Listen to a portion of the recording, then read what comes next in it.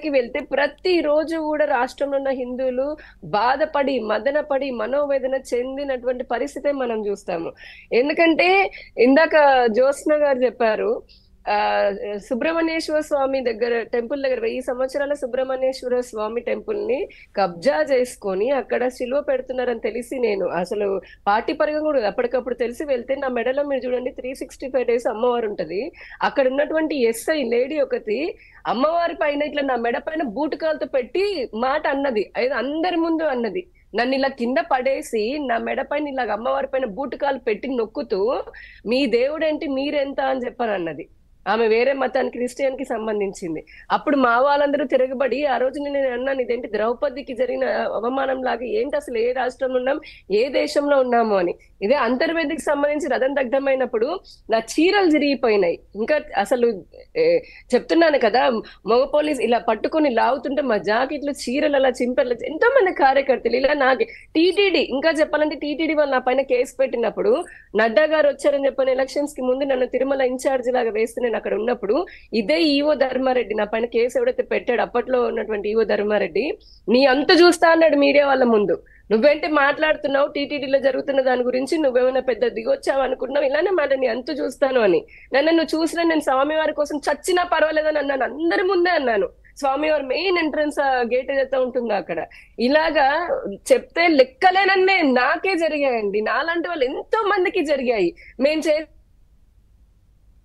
తప్పేంటి, హిందూ దేవాలయాన్ని కూలగొట్టినవని పిచ్చోని అన్నవని ఇంకా పట్టుకోలేదు, ఇంకా లేకపోతే ఇంకా ఎవడో దొంగలు వచ్చాడు అన్యమతస్తులు అన్నవి ఎందుకు పట్టుకోవట్లేదు, శ్వేతపత్రం రిలీజ్ చేయండి, మా వినాయక చవితి పండగలకి పర్మిషన్ ఇవ్వండి అని. వినాయక చవితి దానికి పర్మిషన్ ఇవ్వలేదని చెప్పని మేము ప్రతి దేవాలయం దగ్గర, మంగళగిరి దగ్గర ఉంటే అట్లా నన్ను ఈడ్చుకుని పోయారు. నేను దెబ్బలు కూడా తగిలే నాకు. అంటే ఇష్టారాజ్యంగా మేము హిందూ ధర్మం కోసం అన్నట్టు బీజేపీ కార్యకర్తలు కానీ ఇతర పార్టీ కార్యకర్తలు అని, హిందూ సంస్థల కార్యకర్తలు పోరాటం చేస్తూ ఉంటే మమ్మల్ని తీవ్రవాదుల్లాగా హింస పెట్టి ఈడ్చుకెళ్లి లాగి నెట్టి పడేసి ఆ బూతులు తీడుతూ రకరకాలుగా హింస పెట్టారు. మరి ఈ పాపాలన్నీ దేవుడు చూడలేదండి. ఇక జగన్మోహన్ రెడ్డి గారి గురించి వస్తే, అసలు వైసీపీ ఇప్పుడు నేను 10 ఏళ్ల నుంచి చెప్తున్నా, డైవర్షన్ పాలిటిక్స్ కి పెట్టిన పేరైనటువంటి వైసీపీ ఈ రోజున ఆయన లేఖలు, ప్రధానమంత్రి గారికి రాసినటువంటి లేఖలో కూడా డైవర్షనే ఉంది. నిజంగా అంత దమ్మున్నవాడితే ఆయన హయాంలో ఏమి తప్పు జరగకపోయినుంటే గనక ఆ లేఖలో వాళ్ళ పార్టీ వాళ్ళు వచ్చేసి మీడియా ముందు వచ్చి సింగిల్ జడ్జు, సుప్రీంకోర్టు జడ్జు, లేదంటే సిబిఐ అనకంటే ఈయన ఎక్కడ రాశాడండి? లేఖలో రాశాడు అతను? జగన్మోహన్ రెడ్డి అడిగాడా? అడగలేదు. రెండవది, అసలు 320 రూపాయలకి మీరు నెయ్యి ఎలా కొన్నారు అనే దానికి ఎందుకు సమాధానం చెప్పట్లేదు వైసీపీ వాళ్ళు?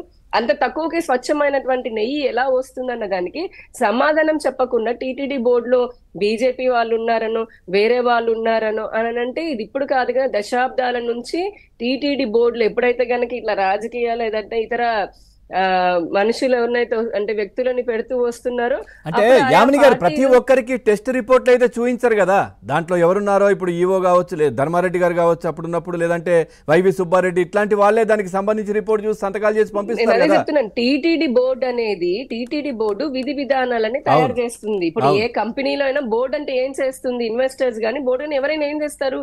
విధి విధానాలు తయారు చేస్తారు. దానికి ఉన్న సిఇఓనో ఎండీనో ఉద్యోగులో మేనేజర్ ఎవరో ఒకరు దాన్ని అమలు చేయాలి, ఎగ్జిక్యూట్ చేయాలి. అందుకే కదా ఇప్పుడు టీటీడీ బోర్డులో కూడా టీటీడీ బోర్డు విధి విధానాలని ఈ విధంగా ఉండాలి, ఇదేని చెప్తారు, ఈ విధంగా చేసుకోవాలని చెప్తారు. కానీ అక్కడ ఉన్నటువంటి ఈఓలను పెట్టింది, లేదంటే చైర్మన్ అని పెట్టుకొని అసలు మతాన్ని అంటే హిందూ ధర్మాన్ని ఆచరించినటువంటి వాళ్ళని నువ్వు పెట్టి వాళ్ళ ద్వారా ఇంత భ్రష్టు పట్టించి మళ్ళీ ఏమి తెలియదని ఇప్పుడు చుప్పనాథ మాటలు మాట్లాడితే ఎలాగ అసలు జగన్మోహన్ రెడ్డి? నేను ఇంకొక ప్రశ్న అడుగుతున్నానండి. లడ్డు రేట్లు పెంచారు కదా మీ అందరికి, మీరు కూడా వేశారు కదా, ఏబిఎన్ చాలా సార్లు వేసింది పెంచిన లడ్డు రేట్లు అని చెప్పని. మరి ఇంత 320 రూపాయలకి నువ్వు నెయ్యి రేటు పెంచారు, సైజ్ తగ్గించారు. లడ్డు రేట్ ఎందుకు పెంచావు? సైజ్ కూడా తగ్గించారు. అవునా కదా, సైజ్ తగ్గించా అంటే నీకు నెయ్యి తక్కువకి వస్తున్నప్పుడు నువ్వు లోయెస్ట్ బిడ్ అని చెప్పని వేస్తూ క్వాలిటీలో పెద్ద మేమే కాంప్రమైజ్ అవుతుందని చెప్పిన ఎవరి చెవులో పెడదామని చెప్పాను. అయినా ఇంకో అసలు ఇవన్నీ కాదండి, ఒక సూటి ప్రశ్న.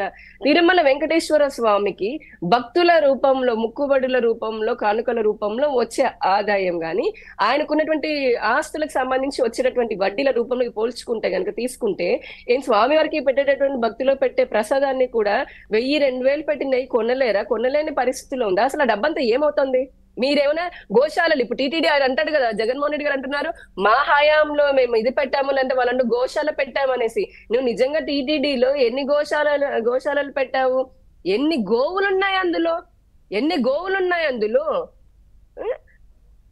ఒక్కసారి జ్యోత్స్న గారు, పవన్ గారు, జ్యోత్స్న గారు సో ఒకసారి మాట్లాడుతున్నారు. మీరు మాట్లాడిన అంశం గోశాలలు ఎన్ని పెట్టారు? అసలు గోవులు ఎన్నున్నాయి? ఆ గోవుల పోషణ ఏం జరుగుతోంది? నిజంగా తిరుమల తిరుపతి వెంకటేశ్వర స్వామి తనకి ఆయన పాలన ఆయన చూసుకునే పరిస్థితిలో లేడా? వీళ్ళెవరండి కంట్రోల్ చేసేది? లోయెస్ట్ బిడ్ వేస్తాము, ఎందుకు అంత లేకుండా ఉన్నారా నిజంగా దేవస్థానము? అది కదా ప్రైమరీ ఆస్పెక్ట్, అదే కదా. రైట్. జ్యోత్స్న గారు ఏం చెప్తున్నారు? ఒక రెండు పాయింట్